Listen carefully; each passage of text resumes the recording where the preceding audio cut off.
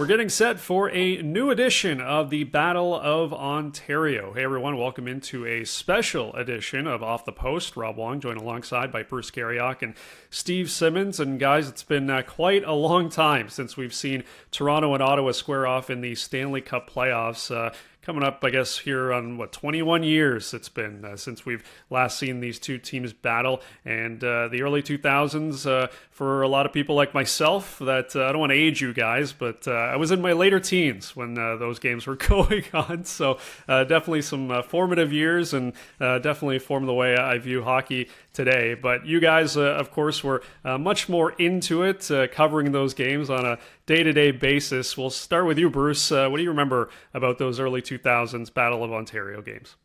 Well, it was a hump that the Ottawa Senators could just not get over, and I mean they lost in every way, shape, and form in those battles of Ontario. I think they lost one in four straight, if I'm not mistaken. They then lost a second round series in seven, and then 2004 was just terrible.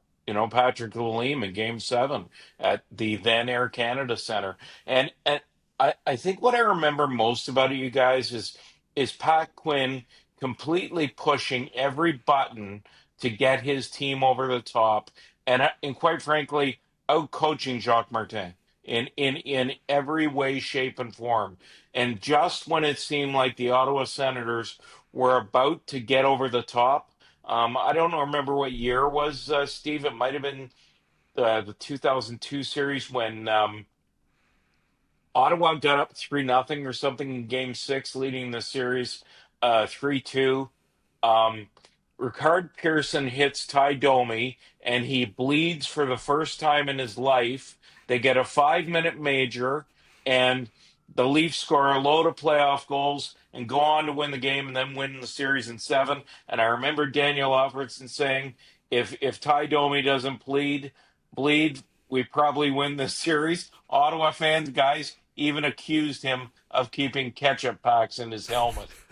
Yeah, I'm glad, Bruce, you brought up Pat Quinn because when I started thinking yesterday and sort of doing some research for today about the Battle of Ontario, he vividly came to mind Oh, because he was a very different coach and he didn't believe much in systems and he didn't believe much in matchups and all that kind of stuff. But when it came to coaching against Ottawa, whatever button he pushed, and he changed game to game. I remember one game they trapped in Toronto. And this team had never trapped before. They trapped for an entire game. Senators didn't know what to do. And the other thing I remember about those series is goaltending. Curtis Joseph at the beginning, Ed Belfour at the end, out goaltended Ottawa every single year. And in one series, I think Belfour had at least two shutouts I think in the four wins. And I remember poor Marian Hossa. I think he had no points or no goals in the series, and everyone was complaining Marian Hossa is a dog. Well, Marian Hossa probably could have scored 6 or 7 goals in that series, yeah. and Belfour was just spectacular. And it was one Hall of Fame goalie versus a Hall of Fame player, and the goalie in that case won. And you realize, when you get spectacular goaltending, you can do a lot of other things because of that. Seems to me in the four-game series, Steve, and I think there was a four-game series, The last that one, Ottawa, yeah, no, the last one was 7 games for the sure last because one was Ottawa lost Moonlight. in six. Yeah, Yeah. I think in the four-game series, if I'm not mistaken, they went to overtime on a Friday night in Ottawa, and and Sundin scored a goal from near the Leafs bench, and the Ottawa lost 1-0, and they just never recovered. And that might have been the year you're talking about. And I mean, they just get down the tubes fast. the other thing I remember, and it's not on the ice, was the off the ice. How Hmm. crazy fans got, how excited the cities were, how that drive along the 401 between the two places became something. How I remember someone did a story on the halfway point between Toronto and Yes. Ottawa. They went to some gas station that was the exact mileage halfway between who are you cheering for and why. And it became such a big thing. The politicians were involved and people are I don't think people are as excited right now. Now maybe I'm wrong, I don't think people are as excited right now as they seem to be back then. And I think part of it was the Senators were always better than the Leafs until playoff time. Yeah. And playoff time, the Leafs found a way to do it. And they had all those characters in their line. Both teams had the characters in their lineup. The Leafs had Domi and Tucker and Corson and and Travis Green and some of these guys, and they crossed the line or came to the line very often in those playoff series, and it caused a lot of fun and excitement and things that people talked about nonstop. And Ottawa had its own, and Daniel Alfredson, who Toronto fans proudly called Krusty the Clown because the hair was sticking out of his helmet. And they had Chris Neal and Mike Fisher and Zdeno Chara and Wade Redden. I mean, Ottawa had some villains of its own in some way, shape, or form. Much nicer group of villains, but I was fortunate enough to have covered the Battle of Alberta a number of times prior to getting to Toronto and covering the Battle of Ontario. The Battle of Alberta may have been better hockey, but it wasn't better theater, and it wasn't yeah, better fun, and it wasn't better yeah, craziness. yeah. That, from my recollection, anyhow, the way that those four series went, and I think this year, who knows what we're going to get? Really, I mean, that's as they say, that's why they play the games. Yeah, that's right. Pretty remarkable. 20 years removed here from those series, and you've still got the likes of Daniel Alfredson, Travis Green still involved, of course, with the Senators, and you've got Max Domi on the Maple Leafs side of things. So, Bruce, of course, the Senators, it's been talked a lot about. This is their first trip back to the Stanley Cup playoffs in 8 years. They, of course, are champing at the bit here to get into a series. A lot of talk about Brady Tkachuk, of course, getting ready for his first taste of postseason hockey. We saw what he did in the Four Nations face-off, of course. For a young Senators team, how much do you think the lack of playoff experience for some of these guys could potentially be a problem, if at all, in your opinion? Well, I think there's a graphic on the TSN broadcast the other night that Senators only have like 238 games of playoff experience, and the Leafs are somewhere around, I think, you may know better, Steve, somewhere around 700. There's a very sizable gap there, I guess, is what I'm getting at. And that's the question, right? Like, what is the attitude? They've already played the underdog card every day this week. So we know that's going to be one of the themes is that the Leafs are heavily favored because they're a Stanley Cup contender, and so I think that's going to be one theme we're going to hear. The other thing I think the Senators have to avoid, and Steve, you've probably seen this in your career too, is like this feeling of where okay, it was like it's been 8 years, and they go, "Oh my God, we made it!" Right? Like we're here.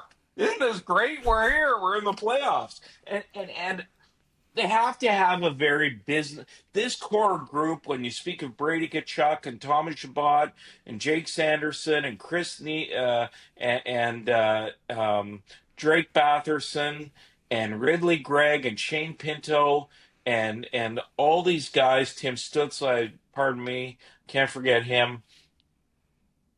They have to have a very business-like approach to the series, Steve. And the only thing I will say is, this is actually a question I want to ask Steve is, we know Brady Tkachuk after watching him in the Four Nations is going to get under someone's skin. Who's going to do that for the Leafs? I'm not sure that's the Leafs' game, and I'm not sure they necessarily have to do that. I think what they have to do is be sound defensively, and they have to be smart with their puck management. And when they played that way this season, they've been very effective. I always worry about a team that I call is playing on house money. And because the Sens have been out of the playoffs for so long, they're now playing on house money. They've made it. They've had a 90-point season. This is a great year for Ottawa, no matter what happens now. So they can go out and freewheel. And with the speed that they have, they're a dangerous team.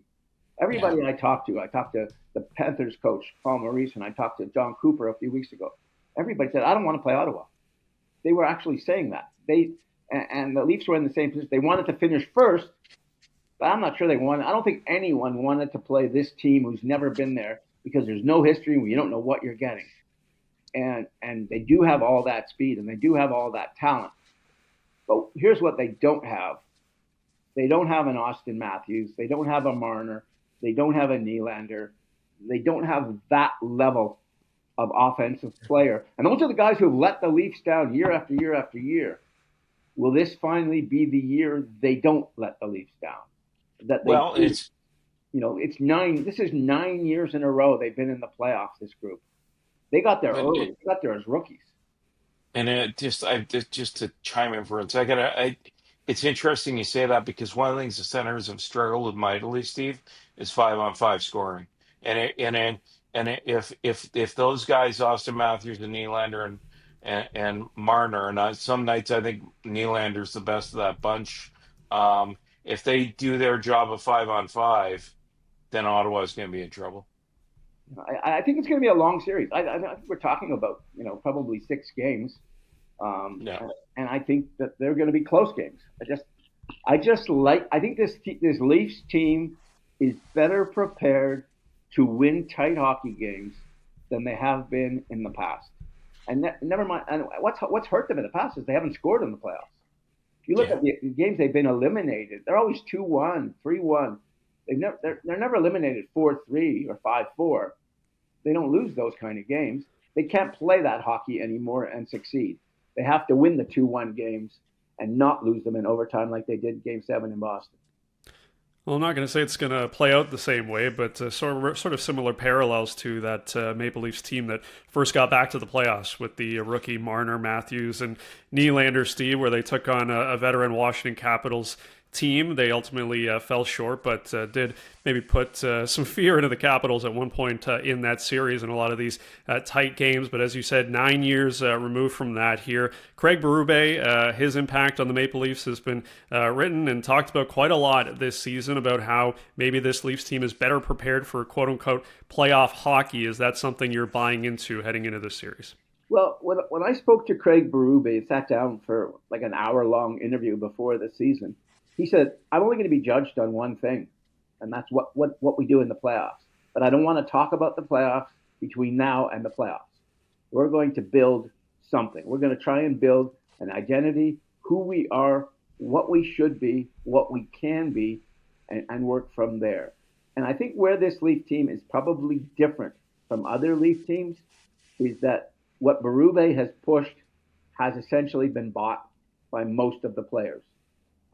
The goaltending with Anthony Stolarz, I think, is better than the goaltending's been at any time in the past. And I think having Chris Tanev playing with Jake McCabe as a pair of shutdown defensemen gives them something they haven't had in the past 8 years. So they have elements of this team, and I'll include the 2 big guys, speedy big guys on the left wing, Matthew Knies and Bobby McMahon, who are just coming into their own as NHL players. I think there's a lot of things that are different about this Leafs team. And having said that, comes back to the same 4. Comes back to Matthews and Marner and Nylander. And maybe it's 5, John Tavares and Morgan Riley. Those guys have been here, 4 of them have been here for 9 years. This is their 9th playoff. So, one of these years, they're going to have a good one. We're not sure when that's going to happen, but might as well be now. All right. Well, lastly, Bruce, how do you see this series playing out with as it gets started coming up on Sunday night? Well, I think it's going to be a long series, and I'm with Steve. And if the Senators are going to win this series, they're going to have to do it in 7 games because I don't think the Leafs would go quietly into the night. But that being said, I do believe the Leafs are favorites. I like the completeness of the Leafs roster versus what I see of the Senators. And I like that there's a hunger here because they've never done it, because they've not accomplished anything. It's not, we're in the playoffs for the first time in what is it, 9 years? When was the Sens last? 8. 8 years. 8.